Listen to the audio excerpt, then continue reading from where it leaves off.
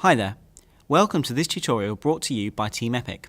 Today I'm going to be talking you through the basics of editing your first clips together in Adobe Premiere Pro. First of all, you're going to need a sequence. If you didn't see my previous tutorial, just click in the top right to see the video on setting up your project. Okay, so step 1 to get editing is to import your footage or media into your project. There's 3 ways to do this.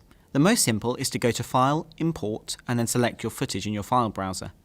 But it does really speed up your editing if you know how to use shortcuts, so I press Command-I for Mac or Control-I for Windows. If you can do this, this will streamline your workflow a lot, and editing is a long enough process as it is.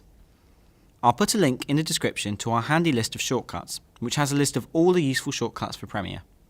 Okay, now you want to select your footage. I'd recommend you put all the footage you want to import into one folder, and then all you need to do is simply select the folder. However, you can import media files individually as well. Just go to File, Import, and select the relevant file. Now you've got your footage in your project, it's time to get editing. Your sequence represents your final video, and so anything you put in your sequence will be shown on the program monitor here.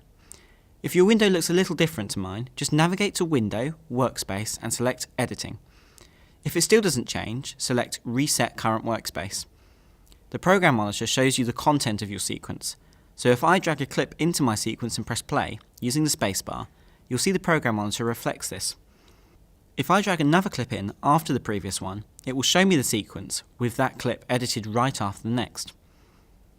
Now because these clips come right after each other, and we haven't added a transition, it will simply cut between the 2 clips. However, if you want to add a transition, such as a dissolve or a fade, simply navigate to the Effects panel, choose a transition and drag it onto the middle of the 2 clips. Other than a cut, the main transition people use is a dissolve. To use a dissolve, you can simply search dissolve in the little box here. Now the search box is a great little feature because it makes it a lot easier to find transitions rather than trawling through all these bins here. So now that you've found dissolve, all you need to do is drag the effect onto the middle of the 2 clips which you want that transition applied to. Now that's not the only transition exists. You can browse a wide range of transitions like wipes and cube spins in this panel here. Just open the video transitions bin and there will be loads of transitions. Have fun editing. Next time I'm going to talk you through organising your media and streamlining your workflow. Until next time, Epic out.